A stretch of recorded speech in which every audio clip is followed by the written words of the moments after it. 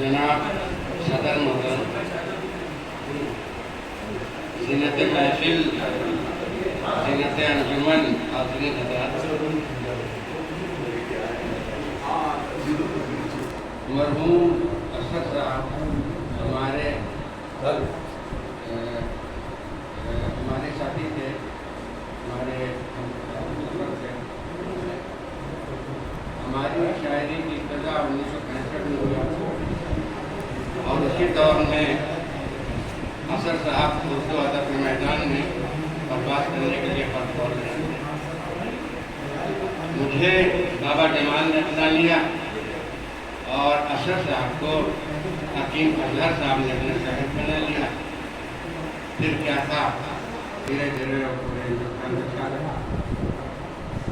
एक महफिल में नदी था और असद साहब भी आने वाले थे, इंतजार चल रहा था। मैंने एक शेर कहा असद साहब के लिए,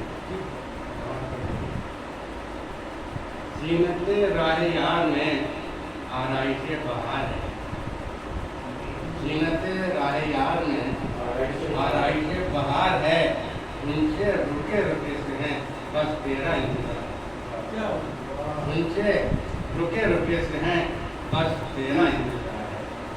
और गुलाम अली शाह मेरी नज़र में बहुत ही खुश इखलाक और दिल को खुश करने वाले बड़े ईमानदार इंसान थे।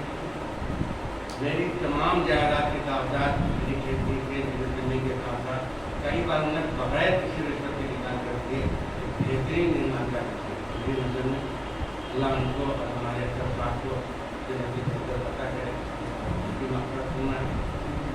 और एक शेर मैंने गुलाम अली शाह के लिए कहा है,